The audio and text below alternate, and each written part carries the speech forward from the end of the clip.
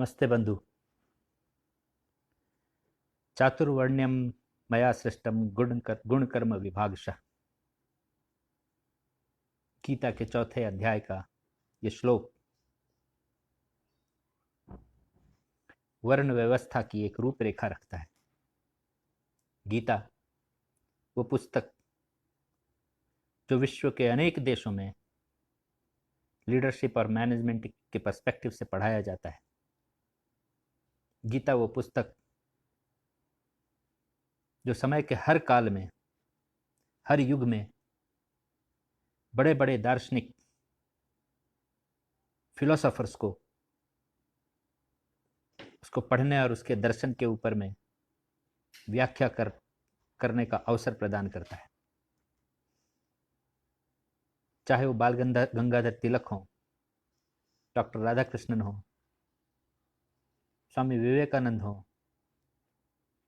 महात्मा गांधी हो, या बड़े बड़े जो हमारे शास्त्रज्ञ हैं, स्वामी पार्थसारथी हैं, स्वामी चिन्मयानंद हैं,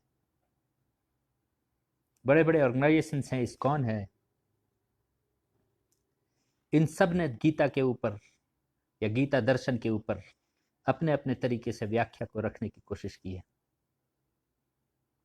गीता से आइंस्टाइन भी बच न सका है। गीता जो आज हमारे देश की एक पहचान पुस्तक के रूप में, एक सम्मान पुस्तक के रूप में हमारे देश में आने वाले हर गेस्ट को दिया जाता है। गीता जो इस देश की 5000 वर्ष पुरानी पहचान है, उस गीता के चौथे अध्याय में वर्ण की कल्पना करते हुए ये कहा जाता है कि भगवान ने स्वयं इसे बनाया है। क्या है ये वर्ण? चातुर्वर्ण्यम मया सृष्टम गुण कर्म विभागशः। ये 4 वर्ण क्या है?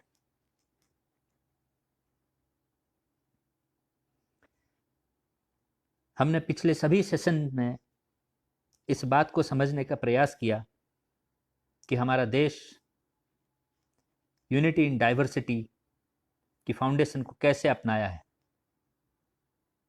और डाइवर्सिटी ये प्रकृति की एक व्यवस्था है। हर व्यक्ति डाइवर्स है, तो व्यक्ति से व्यक्ति को जोड़ने वाला वो तत्व कौन सा है, ये हम अपने पिछले सेशन में देख चुके हैं। यहां पर व्यक्ति नहीं, व्यक्तियों के समुदाय, व्यक्तियों के समूह को जोड़ने वाली बात आ रही है, वर्ण। और पूरे मानव समुदाय को 4 वर्णों में विभाजित करने की चर्चा है।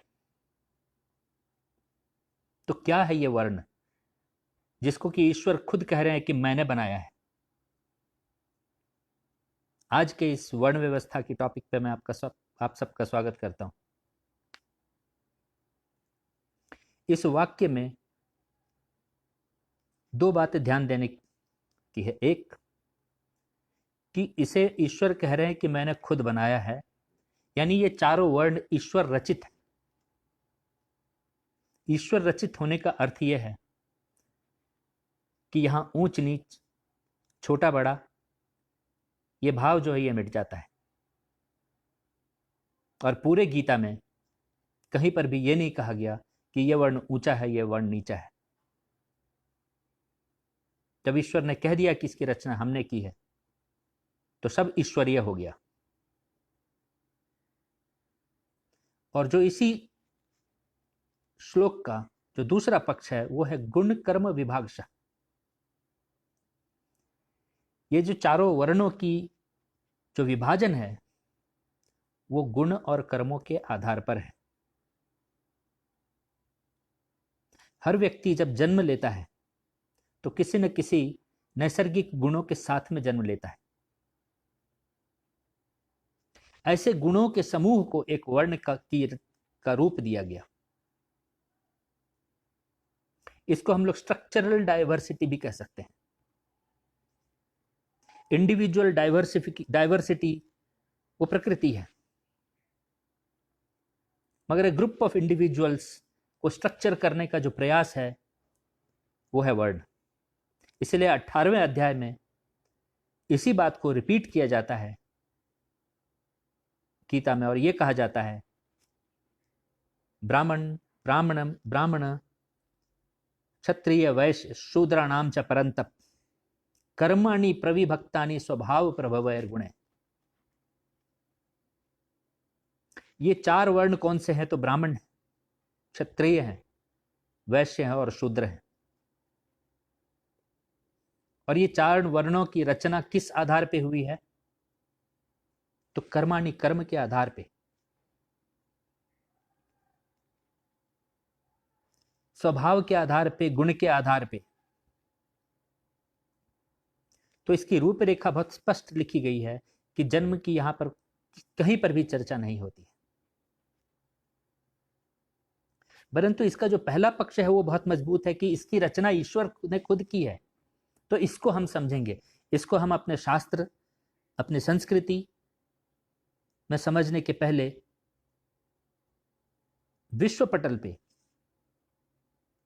मानव समाज ईश्वर की इस रचना में कैसे ढला हुआ है, इसको देखने का भी प्रयास आवश्यक है।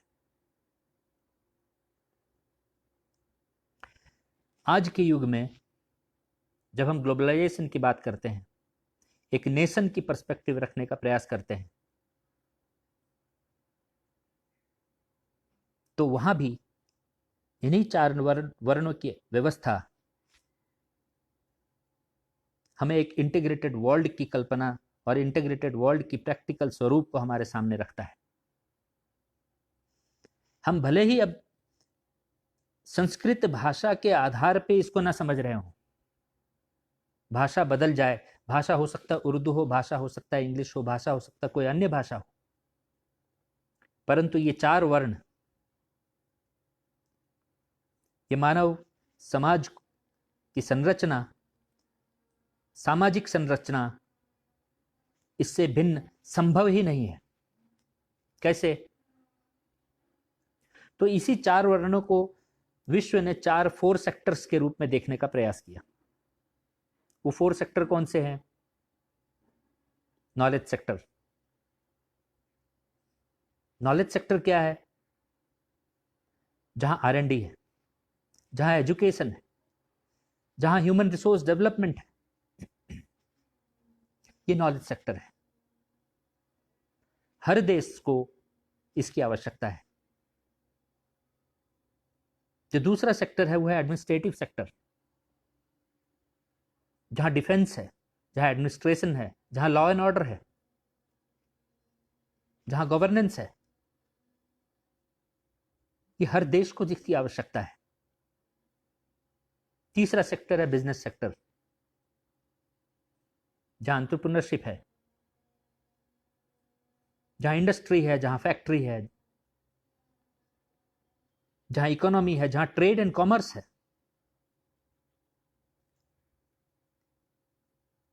ये है बिजनेस सेक्टर।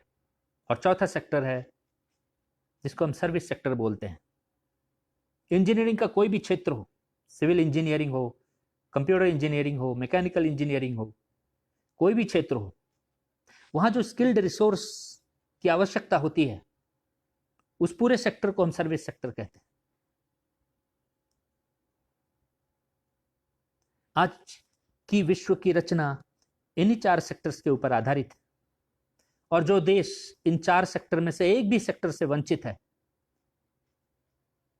वही देश अंडर डेवलप्ड नेशन के कैटेगरी में जाता है। यानी जितने डेवलप्ड नेशंस हैं, इन 4 सेक्टर्स को मैच्योर करके एक दूसरी अवस्था में कहूंगा कि 4 पावर सेंटर्स में उन्होंने डेवलप किया हुआ है अपने अपने देश में। अब नेशन की पर्सपेक्टिव आती है कि नेशन कैसे पावरफुल होता है। तो ये जो नॉलेज सेक्टर है, नॉलेज पावर के रूप में जब एस्टेब्लिश होता है, तो आज के युग में वो अमेरिका बनता है।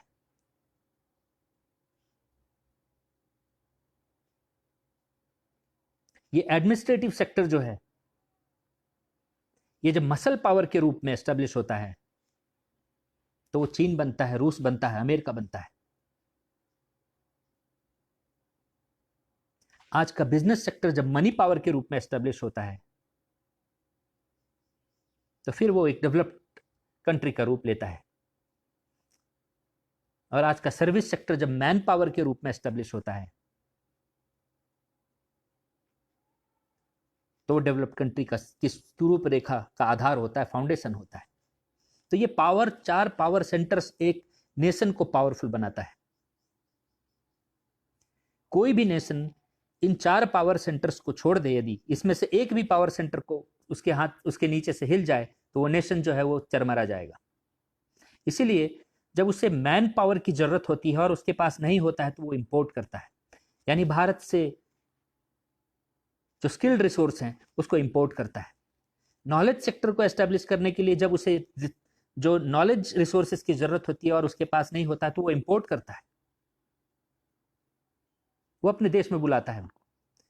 क्योंकि इन 4 पावर सेंटर्स की इंपॉर्टेंस को और उस देश की समृद्धि को, उस देश की प्रभुता को, उस देश की ऐश्वर्य को, क्योंकि ये ईश्वरीय रचना है, ये उसको एस्टेब्लिश करने में ये 4 पावर सेंटर बहुत इंपॉर्टेंट है। और जिस देश की कल्पना में ये 4 पावर सेंटर्स नहीं है, जिस देश की कल्पना में ये 4 सेक्टर्स नहीं है, इसकी मैच्योरिटी नहीं है, ये 4 सेक्टर्स को पावर सेंटर बनाने की व्यवस्था नहीं है, वो देश डेवलप्ड नेशन की तरफ नहीं बढ़ सकता है। यदि आपको ये बात स्वीकार्य है कि ये 4 सेक्टर और 4 पावर सेंटर्स हर देश की आवश्यकता है एक समृद्ध देश बनने के लिए, एक ऐश्वर्य या पावरफुल कंट्री बनने के लिए, तो इसी 4 सेक्टर और 4 पावर सेंटर को हमारे संस्कृत के वोकैबुलरी में वर्ण कहा गया, यह भी आपको स्वीकार करना पड़ेगा। क्योंकि वो इंग्लिश में बोला गया है इसलिए आप स्वीकार करें, और ये संस्कृत में बोला गया है इसलिए आप अस्वीकार करें, ये 2 भाव जो है ये आपको कभी एस्टेब्लिश होने नहीं देगा। हम इसके इतिहास में बाद में जाएंगे, लेकिन मैंने अपने पहले के जो सेशंस हैं उसमें एक कॉन्टेक्स्ट रखा था आपके आगे कि किसी भी संस्कृति को यदि समझना हो तो उसके 2 रूप हैं, एक उसके ग्रंथ है, एक उसका ज्ञान का स्वरूप है, और दूसरा उसका प्रैक्टिकल स्वरूप है जहां उसकी संस्कृति और इतिहास है।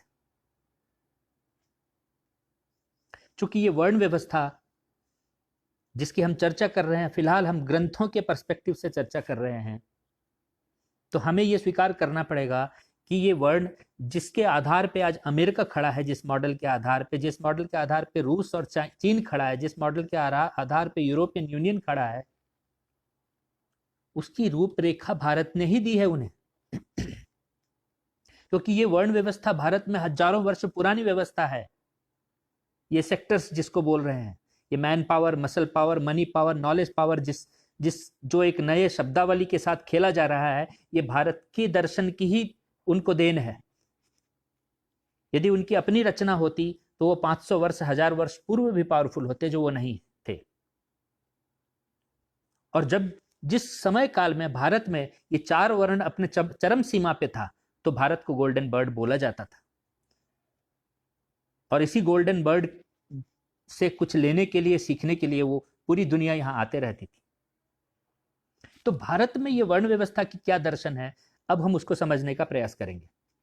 हमें पहले एक बैकग्राउंड, ये पृष्ठभूमि या एक पूर्व पक्ष आपको देना इसलिए आवश्यक था कि आप स्वीकार कर सकें कि ये 4 वर्ण को जैसे ही आप एक दूसरी भाषा में देखते हैं, क्योंकि हम इंग्लिश लैंग्वेज में पढ़ाए गए हैं, हमारी मानसिकता उस एजुकेशन सिस्टम के पीछे चलने की रही है, तो हम जब उस एंगल से देखते हैं हमें सर्वमान्य लगता है ये।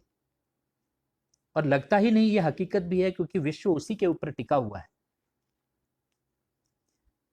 तो जब वो मान्य लगता है और उसका एक सिंपल संस्कृत रिफ्लेक्शन में हम लेते हैं, तो ये 4 वर्ण, ब्राह्मण, क्षत्रिय, वैश्य और शूद्र, ये 4 अवस्था आती है। इसको भारतीय दर्शन से समझना आवश्यक है, क्योंकि भारत ही इसका मूल इन्वेंटर है, जिसने दिया है इस दुनिया को ये स्ट्रक्चर। तो भारत दर्शन में, जैसा हम पहले सेशन में देखते आए हैं, इसकी 2 रूपरेखा है। एक व्यक्ति यानी कि व्यक्ति की दृष्टि से हम इसको वर्ण को कैसे देखें, और दूसरा समाज की दृष्टि से हम वर्ण को कैसे देखें। व्यक्ति यानी अहम ब्रह्म अस्मि का मूल स्वरूप नष्ट न हो। व्यक्ति यानी अहंकार जो है, वो घमंड जो है वो व्यक्ति में समाहित ना हो। समाज यानी वसुधैव कुटुंबकम की तरफ बढ़े, कृण्वन्तो विश्वम आर्यम की तरफ बढ़े। तो इस रूपरेखा से चातुर्वर्ण को देखने का एक प्रयास करेंगे। तो वेद में पुरुष सूक्त में जब पुरुष की कल्पना की गई, व्यक्ति से भी सूक्ष्म पुरुष प्रकृति, तो चारों वर्णों को रखा गया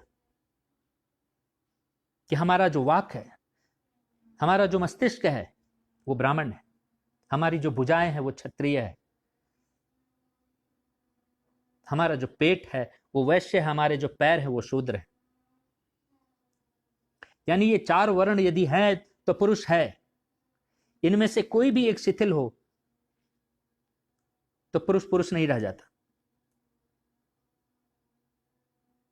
ये कहना कि मस्तिष्क जो है वो ऊंचा है और पैर जो है वो नीचा है, ये अपने आप में गलत होगा, क्योंकि सब एक दूसरे के पूरक हैं और ये पूरा मनुष्य की रचना, पूरे मनुष्य का ढांचा इन चारों को लेकर ही होती है।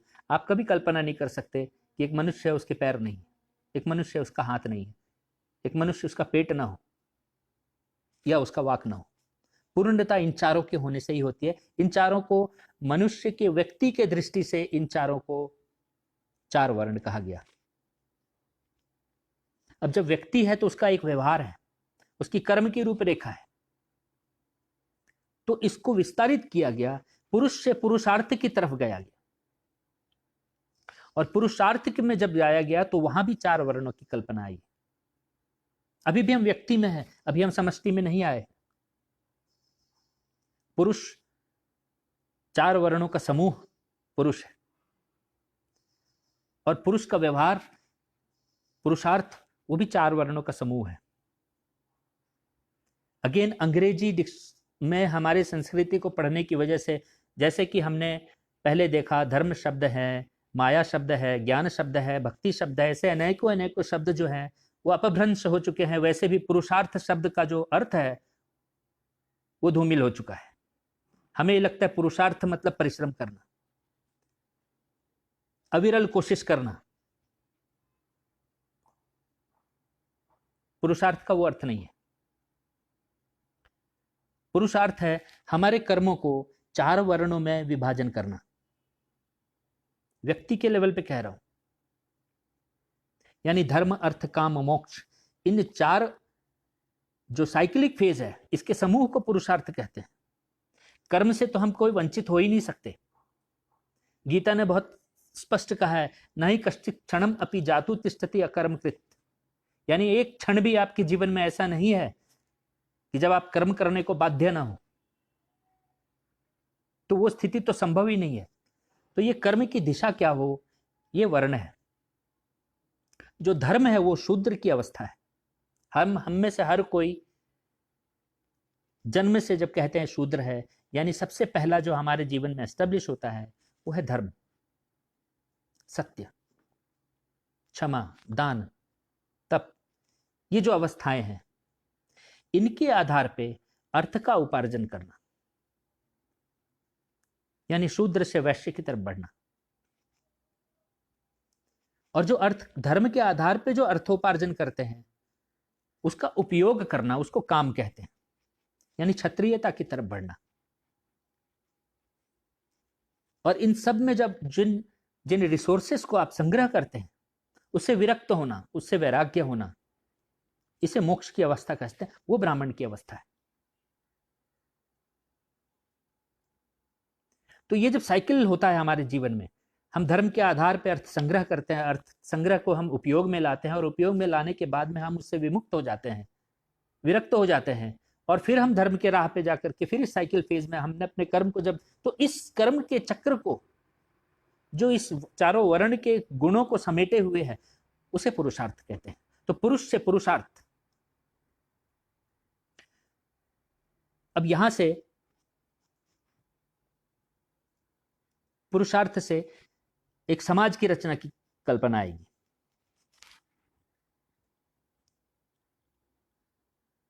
क्योंकि पुरुष एकांत में व्यवहार नहीं करता, पुरुष है, पुरुषार्थ है, व्यवहार है, तो व्यवहार जो है एक समाज को जन्म देता है, सामाजिकता को। तो फिर यहां कैटेगरीज आई जिसको हम structural diversity, structural organization of diversity कहते हैं, वो वर्ण की कल्पना आती है यहां पर।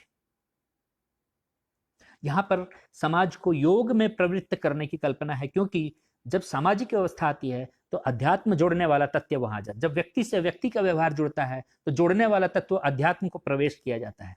इसीलिए शूद्र को कर्मयोग की स्थिति में बताया गया है। आपने कुछ 4-5 दशक पूर्ण लिखे हुए एक प्रचलित गीत है जिसके लाइन को आपने सुना होगा कि कर्मयोगी नाम से मजदूर है तो क्या हुआ, आज तेरा थक कर पांव चूर है तो क्या हुआ, तेरी मंजिल दूर है तो क्या हुआ, चल मुसाफिर तेरी मंजिल दूर है तो क्या हुआ। तो उस लेखक उस समय में जो विद्वान लोग थे जो इस तरह के गीत की रचना करते थे, उन्हें यह समझ में आता था कि मजदूर जो है, जो शूद्र है, वो कर्म योग की स्थिति में है। तभी उन्होंने इस वाक्य को लिखा और इस गीत को मोहम्मद रफी ने गाया है। तो शूद्र जो है वो कर्म योग की स्थिति में, गीता का अध्याय शुरू ही होता है कर्म योग से, और ब्राह्मण जो है वो ज्ञान योग की स्थिति है। और गीता बीच में ये कहता है कि ये दोनों भिन्न नहीं है। सांख्य योग पृथक बाला प्रविदंती न पंडिता, यानी ज्ञान और कर्म ये भिन्न है, ऐसे पंडित लोग नहीं समझते हैं, मूर्ख लोग समझते हैं। एक ही अवस्था की ओर लेकर के जाते हैं। तो फिर कोई ऊंचा कोई नीचा कैसे हो गया? तो समाज में ये सब ऊंच नीच की भावना नहीं, हमारे शास्त्रों में इसकी कल्पना नहीं, कौन ऊंचा है कौन नीचा। हमारे शास्त्रों में लोगों के गुण और कर्म की विभाजन की अवस्था जो है वो है वर्ण व्यवस्था। और ये हर व्यवस्था एक योग को धारण किए हुए, योग यानी ईश्वरत्व को प्राप्त करना, मोक्ष की तरफ लेकर के जाना, ईश्वर से एक भाव हो जाना। तो वो शूद्र भी अपनी अवस्था में रह करके हो सकता है, ब्राह्मण भी अपनी अवस्था में रह के हो सकता है, क्षत्रिय भी अपनी अवस्था में रह के होता है, वैश्य भी अपनी अवस्था में रह के होता है। इसीलिए बार बार भगवान श्री कृष्ण अर्जुन को कहते हैं कि तू क्षत्रिय है और युद्ध करना ही तुम्हारा धर्म है, और यही तुम्हारे मोक्ष की रास्ता है। युद्ध को त्यागना तुम्हारे लिए उपयुक्त नहीं होगा। तो जो जिसमें है वही योग की अवस्था है। ये हमारे भारतीय दर्शन के वर्ण व्यवस्था की कल्पना है। अब इसका एक व्यवहारिक पक्ष है कि ब्राह्मण यदि ज्ञान है वहां, क्षत्रिय वहां भी ज्ञान है क्योंकि वहां न्याय है, वैश्य यानी वहां पर सेवा है। ये जो 4 वर्ण है, इस 4 वर्ण को एक व्यवहार देने का प्रयास किया गया। तो ब्राह्मण के साथ में भिक्षा को डाला गया। क्यों? क्योंकि उसके अहंकार को जो बैलेंस करने वाला तत्व होगा व्यवहारिक तौर पे वो होगा भिक्षा। भिक्षा का मतलब भिखारी नहीं होता, भिक्षा का मतलब भीख मांगना नहीं होता है। आज के कॉन्टेक्स्ट में आप भिक्षा को समझना चाहते हैं तो उसे चैरिटी कहते हैं, उसे दान कहते हैं। आपके एजुकेशनल इंस्टीट्यूशंस चैरिटेबल ट्रस्ट के अंदर आते हैं, यानी भिक्षा पे चलता है। आपके रिसर्च एंड डेवलपमेंट सेंटर्स जो है वो दान पे चलता है, यानी भिक्षा पे चलता है। तो ये भिक्षा मतलब भिखारी नहीं होता, भिक्षा मतलब भीख मांगना नहीं होता, भिक्षा मतलब चैरिटी और दान से उसका संदर्भ होता है। तो ब्राह्मण के साथ में ब्राह्मण के अहंकार को समेटने के लिए भिक्षा जैसे तत्व को ला दिया। व्यक्ति के लेवल पे भी जब वो पुरुष की कल्पना की गई और ब्राह्मण को सर्व जो मस्तक है वो रूप दिया गया, तो व्यवहार में चाहे वो गुरु के रूप में हो, पिता के रूप में हो, वृद्ध के रूप में हो, बड़े के रूप में हो, व्यवहार में उस मस्तक को एक शूद्र रूपी चरण पे झुकाने की भी प्रक्रिया है ताकि वो अहंकार को बैलेंस किया जा सके। हमने पहले सेशन से ही कहा कि भारतीय सांस्कृतिक दर्शन में अहंकार की बैलेंस मैनेजमेंट जो है वही सब कुछ है, यानी कि जो ईगो फ्री व्यवस्था है उसका निर्माण करने का प्रयास है। तो वर्णों में भी ईगो फ्री व्यवस्था का ही निर्माण करने का प्रयास है। तो ब्राह्मण के साथ भिक्षा को जोड़ा गया। यदि ये भिक्षा ना आए ब्राह्मण के जीवन में और अहंकार यानी घमंड उसका सर्वोपरि हो जाए, तो वो लूट मचा देगा रावण की तरह। उसी तरीके से वैश्य के जीवन में दान को जोड़ा गया कि धन आए, लोभ न रह सके, लोभ प्रवृत्त ना हो जाए, मोह प्रवृत्त ना हो जाए, इसलिए वहां पर दान की व्यवस्था रखी गई। क्षत्रियों के जीवन में रक्षा की व्यवस्था रखी गई। रक्षा यानी समर्पित भाव है वहां, एक बैलेंस्ड अप्रोच है। और शूद्र के जीवन में सेवा की अवस्था रखी गई, यानी सेवा वहां पर, सेवा का अर्थ ये नहीं है पैर दबाना। सेवा का अर्थ है कि वो जो गुण समेटे हुए, वो जो स्किल समेटे हुए, उस स्किल का उपयोग में लाना, अपने समाज के लिए, देश के लिए, विश्व के लिए, सबके कल्याण के लिए उस अपने गुणों को उपयोग में लाना, ये सेवा है।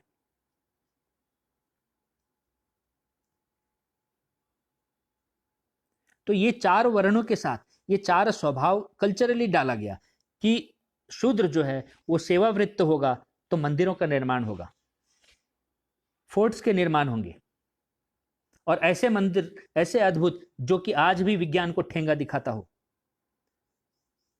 ये शूद्रों की रचना है, उनकी सेवा का तप है, जो आज भी हमारे पास में, हमारे देश का एक पहचान के रूप में, एक सबूत के रूप में है, प्रूफ के रूप में है कि हम बहुत विज्ञान से उत्तीर्ण थे। तो ये जो चार व्यवहारिक है, यहां से एक और दर्शन निकल करके आता है। आप ये समझिए, चार व्यवहारों को का ना होने से अहंकार जो है वो मिट नहीं पाएगा, घमंड जो है मिट नहीं पाएगा, उसकी ठीक विपरीत अवस्था आएगी। यानी एक क्षत्रिय यदि रक्षा में प्रवृत्त ना हो तो महत्वाकांक्षी हो जाएगा, फिर वो धृतराष्ट्र जैसे व्यक्ति को उत्पन्न करेगा, धनानंद जैसे व्यक्ति को उत्पन्न करेगा। एक वैश्य जो है वो यदि दान में प्रवृत्त ना हो तो वो लोभी हो जाएगा, और एक शूद्र जो है वो सेवा में यदि प्रवृत्त ना हो तो वो अपने गुणों से विश्व का विनाश कर डालेगा, क्योंकि गुण तो है वो कहीं ना कहीं उसको व्यवहार में लाएगा, और उसमें सेवा का भाव ना हो तो विनाश की ओर लेकर के चला जाएगा। तो ब्राह्मण के जीवन में भिक्षा उसके अहंकार को बैलेंस किया, शूद्र के जीवन में सेवा उसके अहंकार को बैलेंस करता है, क्षत्रिय के जीवन में रक्षा उसके अहंकार को बैलेंस करता है, वैश्य के जीवन में दान उसके अहंकार को बैलेंस करता है। अहंकार के बैलेंस मैनेजमेंट जो है, अहंकार मैनेजमेंट जो है, वो यूनिटी इन डाइवर्सिटी का तत्व बनता है, लोगों के जीवन में ईश्वर को प्रवेश करता है। अब इस फिलॉसफी में एक और विषय निकल करके आता है, सुंदर विषय निकल करके आता है, जो हमारे वर्ण व्यवस्था को एक युग का भी दर्शन देता है।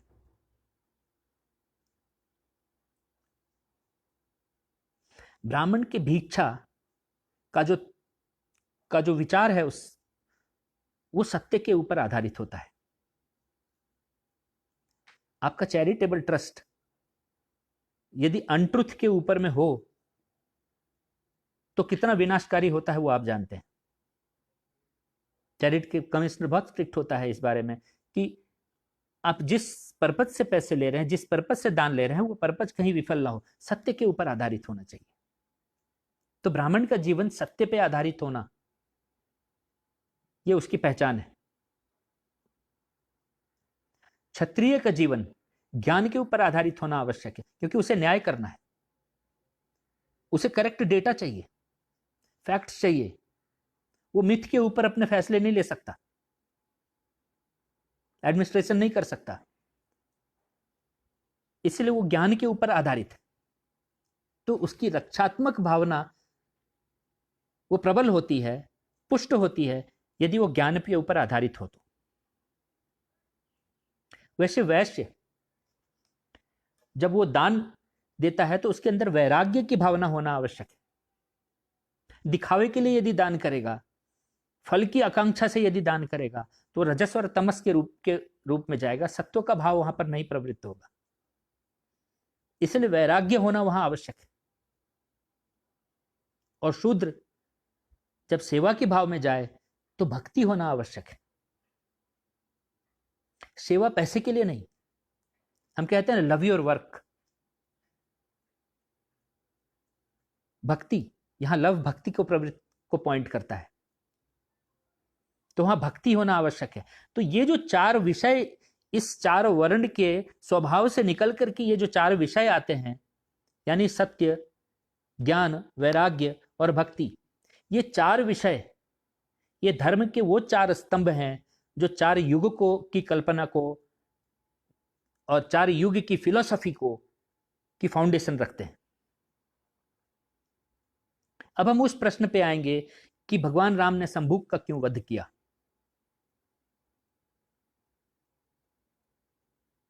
हमें उस पूर्व पक्ष को पहले आप अपने दिमाग से निकाल दें कि जो वामपंथियों ने या अंग्रेजों ने हमारे दिमाग में डाला कि ये शेड्यूल्ड कास्ट का आदमी था, ये शेड्यूल्ड ट्राइब का आदमी था, ये ओबीसी का आदमी था, ये लोअर कास्ट का आदमी था शंभु, इसीलिए उसे मार दिया, इसीलिए भगवान राम, या आप चीज इसको निकाल दें। आप अभी हम जो एक पक्ष लेकर के चले हैं कि चारों वर्ण ईश्वर की रचना है, चारों वर्ण महान है, पूर्ण है, योग की स्थिति में है, ईश्वर से डायरेक्ट जुड़ा हुआ है, ईश्वर को प्राप्त करने वाली ये अवस्था है और इस पे विश्व की पूरी संचालन होती है। अब उस दृष्टि से ये चारों युग को हम देखने का प्रयास करेंगे। पहले भगवान राम और नारद का संवाद है उत्तर रामायण में, और नारद मुनि भगवान श्री राम को चारों युग की रचना के विषय में समझाते हैं और वो कहते हैं कि सतयुग धर्म के चार स्तंभ पे खड़ा है,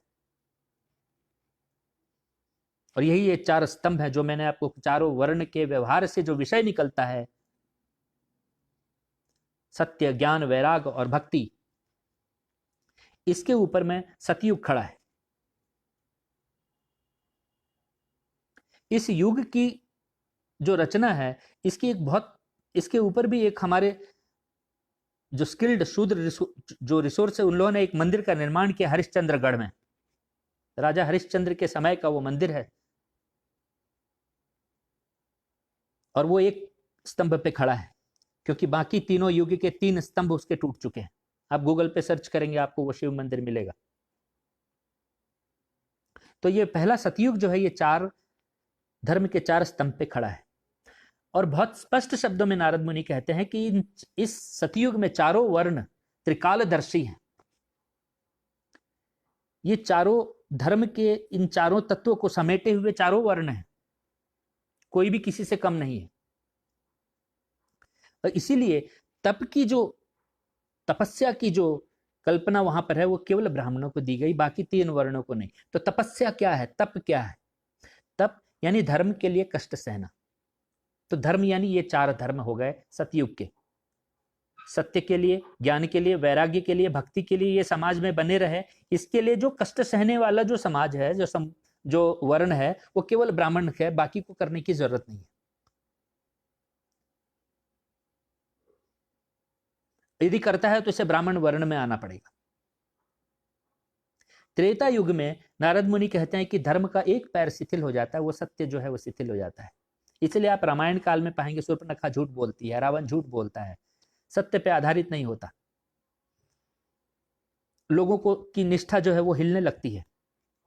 भगवान श्री सीता माता आती है तो भी लोग अग्नि परीक्षा दे चुकी हैं, तो भी लोगों के मन में वो विश्वास उत्पन्न नहीं होता। क्यों? क्योंकि त्रेता युग में सत्य जो है वो हिल चुका है, शिथिल हो चुका है। तो यहां जो तप है ये तीन धर्म के इन तीन स्तंभ के लिए है, ज्ञान के लिए, वैराग्य के लिए, भक्ति के लिए। इसे ब्राह्मण और क्षत्रिय दोनों कर सकते हैं, बाकी दोनों को करने की जरूरत नहीं है।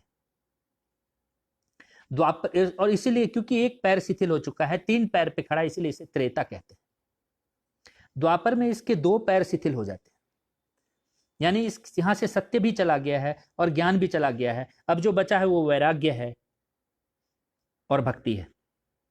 आपने श्रीमद् भागवत में वो कथा पढ़ी होगी जहां पर भक्ति, वैराग्य और ज्ञान, ये तीनों में ज्ञान और वैराग्य जो है वो वृद्ध है और भक्ति जवान रहती है, और भक्ति की वजह से फिर ये दोनों जवान हो जाते हैं। ऐसी एक कथा की कल्पना रखी गई है।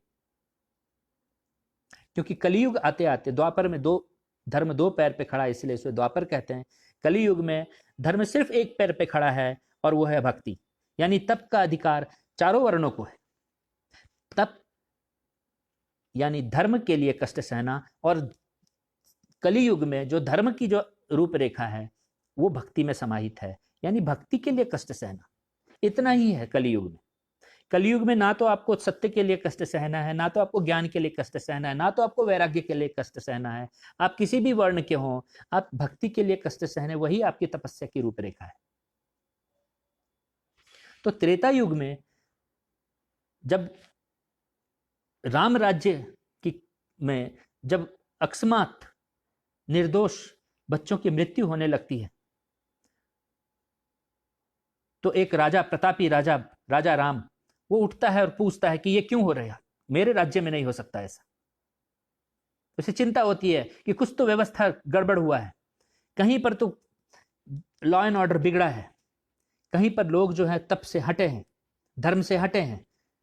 जो त्रेता युग का जो प्रताप है, इसमें अड़चन आई है, जिसकी वजह से इस तरह की घटना घटी है। और नारद मुनि के इस ज्ञान के बाद में, इस तत्व को समझने के बाद में भगवान राम बाहर निकलते हैं और शंभुक से मुलाकात होती है और उसको पूछते हैं कि तुम कौन से वर्ण के हो। वो कहता है शूद्र हूं। तो बोलते हैं ठीक है, तुम तपस्या क्यों कर रहे हो? वो शूद्र है इसलिए नहीं मारा है हमने, क्योंकि शूद्र भी ईश्वर की रचना है, तो ऊंच नीच की भाव नहीं है वहां। तो पूछते हैं क्यों कर रहे हो तपस्या? क्योंकि तपस्या का अर्थ है त्रेता युग में कि वो ज्ञान के लिए, वैराग्य के लिए और भक्ति के लिए तप करे, तभी वो क्षत्रिय या ब्राह्मण वर्ण में आया हुआ व्यक्ति कहलाएगा। मगर वहां पर शंभुक कहता है कि मैं सच कह रहा हूं, मैं इंद्र को जीतना चाहता हूं। और भगवान राम एक आने वाले रावण को देख जाते हैं, कि दृष्टा को देखते हैं शंभुक में, और फिर उसकी हत्या कर देते हैं, क्योंकि वहां पर उसके तप वो धर्म के लिए नहीं है, इसलिए उस तप में रावण की प्रवृत्ति नजर आ रही है, और उसकी वजह से उनका जो साम्राज्य है उसमें अराजकता आने की संभावना बढ़ने लग गई थी। तो एक राजा का निर्णय लेने का अपना डिसीजन था, अपने राज्य को संभालने का। इसमें ऊंच नीच और कास्ट की जो रूपरेखा दी जा रही है, इसका कोई कॉन्टेक्स्ट ही नहीं लगता।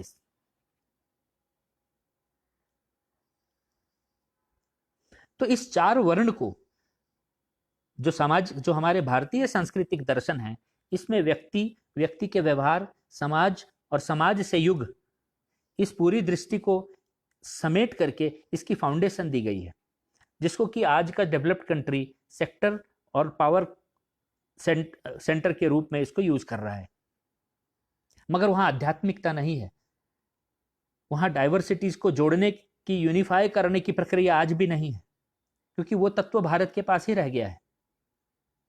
तो फिर ऐसा क्या हुआ कि भारत आज उलझ गया?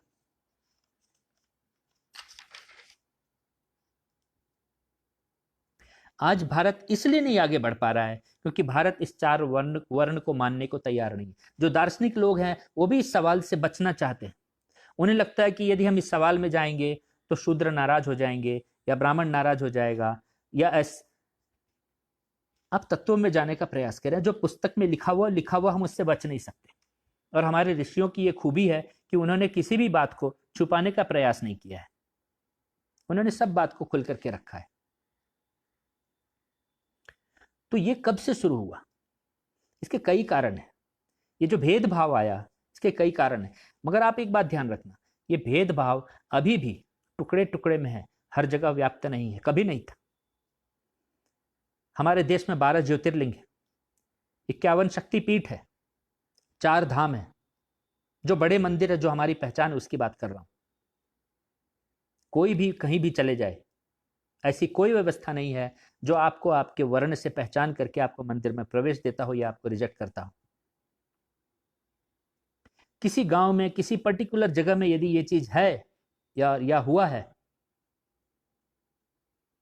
तो उसका या तो एक रिसर्च की अवस्था होगी या फिर वहां पर एक क्रिमिनल ऑफेंस की कल्पना की जा सकती है, उसको भारत की संस्कृति का रूप देने का प्रयास नहीं किया जा सकता।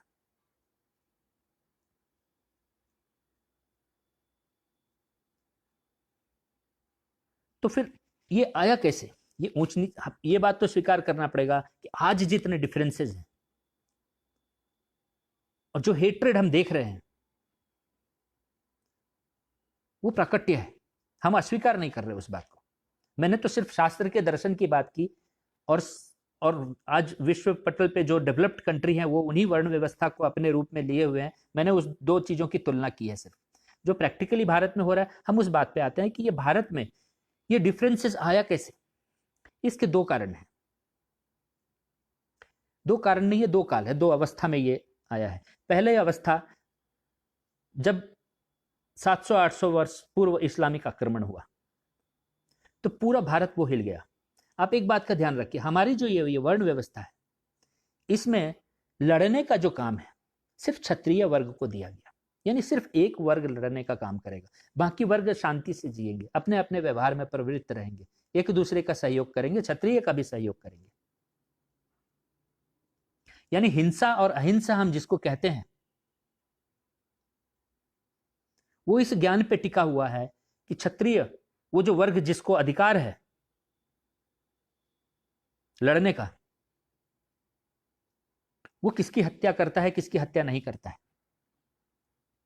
यानी यदि सुरक्षा के क्षेत्र से जो उसकी जिम्मेदारी है, ज्ञान के क्षेत्र से जो उसकी जो उसको गाइडिंग फिलॉसफी जो क्षत्रियों का है, उस दृष्टि से यदि किसी की हत्या करता है तो हिंसा नहीं है। यानी राम का शंभूक को मारना हिंसा नहीं है, राम को रावण को मारना हिंसा नहीं है, हमारी सेना पाकिस्तान की सेना को मारती है वो हिंसा नहीं है।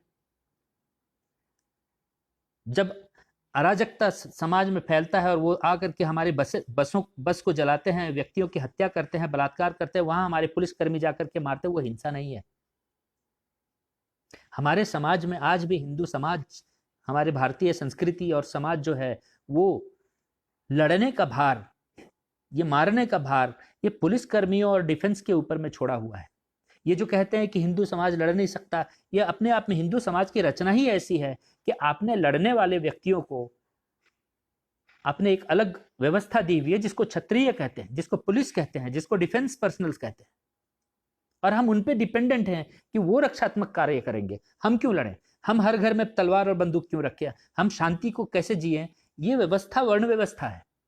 यदि इस व्यवस्था को मिटा देंगे तो क्या होता है? हर घर में तलवार आ जाता है, हर घर में बंदूक आ जाते हैं और सिविलाइजेशन क्लैश होता है, आदमी आदमी को काटने लग जाता है। इसलिए वर्ण व्यवस्था बहुत आवश्यक है, शांति की दृष्टि से भी, समृद्धि की दृष्टि से तो है ही है।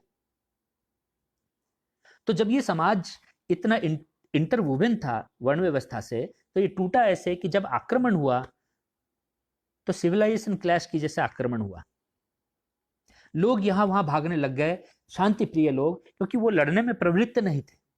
क्षत्रिय जैसे मैदान से हारा कि आम लोगों पे आक्रमण हो जाता था, तो सब इधर उधर चले गए। और वो शूद्र जिनके पास वो गुण थे, वो यदि तेजो महल्या को ताजमहल बनाने की प्रक्रिया में उनका इस्तेमाल हो जाता है तो समाज के बाकी वर्ग उससे दूर होने लग जाते हैं, क्योंकि वो एक मंदिर को, एक शिवालय को एक मुर्दाघर के रूप में प्रवृत्त होते हुए देखते हैं शूद्रों के हाथ से, तो उनके बीच में वो भेद भाव आना शुरू हो जाए। ऐसे भेद का भाव जो है इस तरीके से जन्म होना शुरू हुआ। वैसे उन शूद्रों को भी उसका कोई फल नहीं मिला, उनके हाथ काट दिए गए। दूसरा रूप आया जब अंग्रेज आए, तो उन्होंने डिवाइड एंड रूल की फिलॉसफी लगाई, क्योंकि उन्हें लगा कि जिस समाज को, जो इस वर्ण व्यवस्था को 600 वर्ष के आक्रमण से नहीं हराया जा सका, उसे हम मुट्ठी भर अंग्रेज तो नहीं हरा सकते। तो डिवाइड एंड रूल, यदि हम डिवाइडेड थे तो फिर डिवाइड किस बात की? इसका मतलब ये चारों वर्ण बहुत इंटीग्रेटेड वे में काम करते थे हमारे देश में जब अंग्रेज यहाँ पे आए थे, तो और इसी के डिवीजन की बात वो कर रहे हैं। तो डिवीजन कैसे करेंगे? तो पहला तो आप अपने वर्ण व्यवस्था की जो सांस्कृतिक अंडरस्टैंडिंग रखते हो संस्कृत भाषा के आधार पे, उसको उन्होंने डिस्कनेक्ट करके आपको ये कहा कि आपको यदि अपने इतिहास को समझना है, संस्कृति को समझना है, तो आपको इंग्लिश पढ़ना होगा। आप इंग्लिश से ही समझ सकते हैं। अभी पुरुषार्थ को मैं इंग्लिश में कैसे लिखूं, पुरुष को कैसे लिखूं, वो तो मैन लिखेगा, मैन तो आदमी को कहते हैं। आपके सांस्कृतिक रचना को समझने के लिए, उसके तत्व ज्ञान के लिए आपके संस्कृत भाषा का आधार लेना जरूरी है। आप उसको नहीं समझेंगे तो आप वर्ण व्यवस्था को नहीं समझ सकते। फिर तो वो अंग्रेजी में जो आपको पढ़ाएंगे वो आप पढ़ेंगे और एक मानसिकता फिर बनाएंगे जो उन्होंने बना दिया सक्सेसफुली। आपके जीवन से हमने पिछले सेशन में देखा, आपके जीवन से वो कैलेंडर निकाल करके ले गए जो ज्ञान और विज्ञान को समेटे हुए था, और एक अंधकार और मूर्खों वाला कैलेंडर हमारे सर पे थोप दिए, जिससे हमारे जीवन के सारे डिसिप्लिनरी जो जो व्यवहार थे, जो लाइफस्टाइल था, वो सब चला गया। कब उठना है, कब बैठना है, क्या खाना है, कौन से मुहूर्त में क्या करना है, सब निकल गया हमारे जीवन से। एक अंधकार आ गया जो सिर्फ नंबर है। एक भाषा आ गया जिसमें तत्व ज्ञान ही नहीं है, और उनका आधार लेकर के हमें यह चीज समझा देने का प्रयास किया गया कि आप इस तरीके से टूटे हो, इन दोनों के बीच में यह भेद है। अंग्रेजों ने जो पहली इंस्टीट्यूशन बनाई, इंग्लिश इंस्टीट्यूशन कलकत्ता में, वहां उन्होंने जानबूझ करके शूद्रों को कोई जगह नहीं दिया, और उस ट्रेडिशन को उन्होंने कंटिन्यू रखा भीमराव तक। और यह ध्यान देने वाली बात है कि भीमराव को भी आगे पढ़ने के लिए एक ब्राह्मण ने ही अपना नाम दिया, अंबेडकर। ये सब होने के बावजूद ब्राह्मण और शूद्रों के बीच का ये स्ट्रगल, ये इसलिए है क्योंकि ये पूरा इतिहास हम इंग्लिश और अंग्रेजों द्वारा, वामपंथियों द्वारा लिखे हुए इतिहास को ही सिर्फ पढ़ रहे हैं। हम अपने शास्त्र के दर्शन को पढ़ ही नहीं रहे हैं। जिस मनुस्मृति को जला दिया जाता है, उसी मनुस्मृति में यह लिखा हुआ है, आपका 10 चैप्टर नंबर 1065 नंबर श्लोक पे आप जाएं, वहां पर लिखा हुआ है कि शूद्र अपने गुणों के आधार पर ब्राह्मण बन सकता है। चैप्टर नंबर 3 111, 112 और 109 वाले श्लोक को आप पढ़ें कि ब्राह्मण के घर जब शूद्र आता है तो उसे अतिथि की तरह, अपने भाई बंधु की तरह अपने साथ बैठ करके भोजन कराए। वहां यह लिखा हुआ है कि ब्राह्मण जब किसी के पास भिक्षा लेने के लिए जाता है तो उसका वर्ण कभी ना पूछे।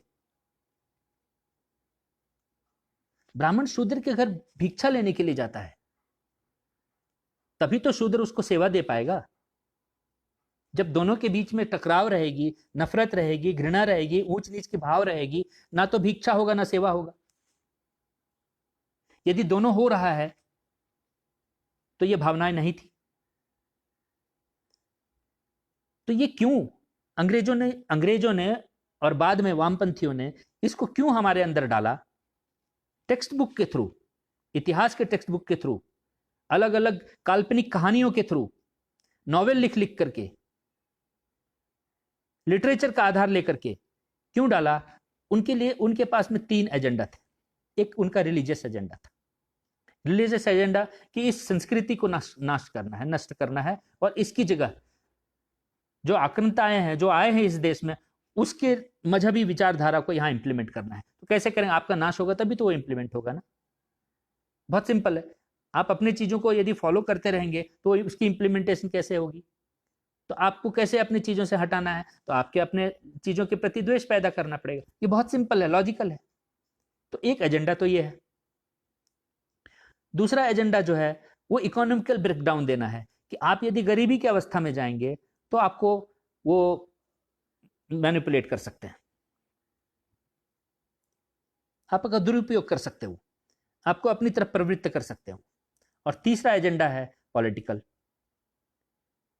डिवाइड एंड रूल, यानी कि वोट, एक तरफ के वोट को बांटो, एक तरफ के वोट को संग्रह करो। ये तीनों एजेंडा एक साथ मिलकर के काम किए हैं, और इसका आउटपुट यह है कि ब्राह्मण और शूद्र के बीच का जो भेद है वो इतना गहरा हो गया है, इन दोनों के बीच इतनी नफरत आ गई है कि ये देश जुड़ने की जगह टूटता हुआ चला जा रहा है। होना ये चाहिए कि ये जुड़े कैसे, इस पे विचार हो। तो इसका भी जो रूपरेखा वो गीता ही देता है। गीता में भगवान कृष्ण कहते हैं श्रेयान स्वधर्मे विगुणः परधर्मात्सु अनुष्ठिता। यहां पर गीता में धर्म की जब चर्चा होती है तो मजहब की चर्चा नहीं हो सकती, इस्लाम की नहीं हो सकती, क्रिश्चियनिटी की नहीं हो सकती, बुद्धिज्म की नहीं हो सकती। ये उसके कई हजारों साल पूर्व की कथा है। तो यहां जब धर्म की व्याख्या करते तो वो वर्ण की व्याख्या करते हैं, और वो ये कहते हैं कि जो वर्ण जिसमें है वही श्रेष्ठ है। श्रेयान स्वधर्मे विगुण, उसमें यदि कुछ त्रुटियां भी हैं तो भी वो श्रेष्ठ है, और दूसरे में उसे कुछ अच्छा भी लगता है तो भी वो भयावह है। यानी शूद्र शूद्र होने पे गर्व क्यों नहीं कर सकता? प्रश्न इस पे होनी चाहिए, व्यवस्था इसकी होनी चाहिए कि शूद्र शूद्र होने पे गर्व करे। हाँ, मुझे ये इंजीनियरिंग के स्किल आते हैं, यदि मैं मंदिर को हाथ ना लगाऊं तो विज्ञान को अंगूठा कैसे दिखाएगा ब्राह्मण? मेरे होने पर ही पूरी सृष्टि टिकी हुई है।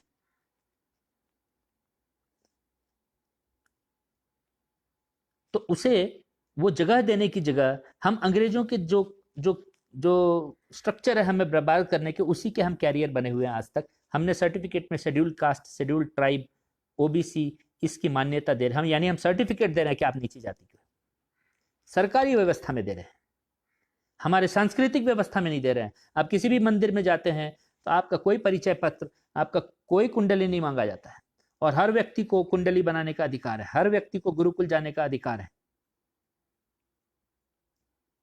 हमारी व्यवस्था में आपसे कोई पहचान पत्र नहीं मांगता। ये अंग्रेजों की बनाई हुई जो व्यवस्था है उसमें आपको पहचान दिया जाता है।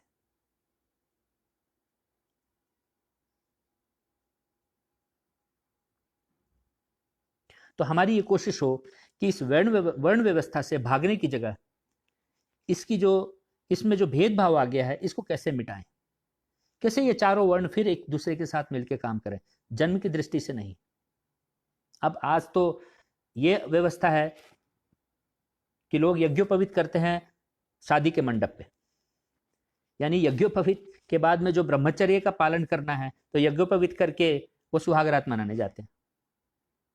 तो उसका कोई औचित्य नहीं रह गया है कि यज्ञोपवीत यानी वर्ण की कल्पना,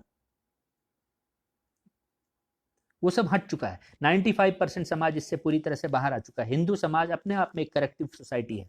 इसे जो यदि लगता है कोई चीज गलत है तो पूरा समाज उसको ठीक करने के लिए चल पड़ता है। ये कोई रूढ़िवादी सोसाइटी नहीं है कि ऐसा लिखा है और हम ऐसा ही करेंगे। ये करेक्टिव मेजर्स की तरफ हमेशा बढ़ने के लिए तत्पर है। इसलिए यहाँ नफरत का स्थान नहीं होना चाहिए। यदि कुछ गलत लग रहा है तो उसको करेक्टिव मेजर की तरफ ले जाने के लिए समाज तत्पर है पहले से, तो नफरत की भावना क्यों? मुझे उम्मीद है कि आप इस कॉन्टेक्स्ट को समझे होंगे कि वर्ण व्यवस्था ईश्वरीय रचना है। यदि कोई भी देश इस वर्ण व्यवस्था को अपनी रचना से हटाएगा तो वो देश एक पशुवत व्यवहार में प्रवृत्त हो जाएगा, क्योंकि मनुष्य को एक सामाजिक रचना ये वर्ण व्यवस्था ही देता है, जिसको आज के तारीख में आप 4 सेक्टर के रूप में जानते हैं, 4 पावर सेंटर के रूप में जानते हैं, जहां जिस इंग्लिश के वोकैबुलरी में जब आपके मन में संशय नहीं आता तो संस्कृत के वोकैबुलरी में भी आपके मन में संशय नहीं आना चाहिए। इसकी गहराई को और अंदर तक जाकर के देखने की दृष्टि जो है वो बननी चाहिए, आउट ऑफ द कॉन्टेक्स्ट नहीं। आप एक बात को समझो कि कुछ लोग गीता के इस श्लोक को आपको बता दिए, स्टेज पे बोल जाते हैं कि गीता में लिखा है वर्ण के बारे में, भगवान ने कहा है, उस गीता को मैं जला दूंगा, फेंक दूंगा। आपको इस एक सेंटेंस में फंसा देते। उसी गीता से वही अंग्रेज एक दूसरा सेंटेंस चुरा लेता है, योगः कर्म सुकौशलम, और उसकी इंग्लिश ट्रांसलेशन कर देता है practice makes a man perfect. और आप अपने हर ऑफिस, हर स्कूल में फोटो फ्रेम करके उस अंग्रेज का नाम और उसका चित्र लगा करके नीचे लिखते हैं practice makes a man perfect, और अपने बच्चों को पढ़ाते हैं।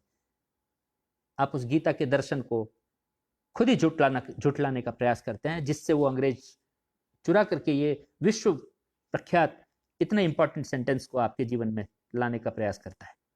ये गीता का सेंटेंस है, योगा कर्म सुकौशलम। तो जब कह रहे हैं ईश्वर की मैंने बनाया है तो सब ईश्वरीय हो गए ना, तो फिर बचा क्या? ऊंच कहां रह गया, नीच कहां रह गया, द्वेष कहां रह गया?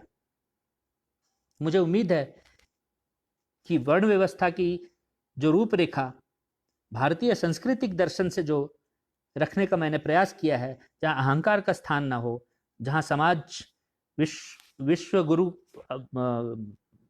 जो एक एक परिवार के रूप में, है ना, वसुधैव कुटुंब के रूप में समाज आगे बढ़ सके और व्यक्ति अहम ब्रह्म अस्मि के रूप में आगे बढ़ सके, इसकी व्यवस्था जो वर्ण व्यवस्था में जो रखी गई उसको समझाने का मैंने प्रयास किया, वो आपके समझ आया होगा।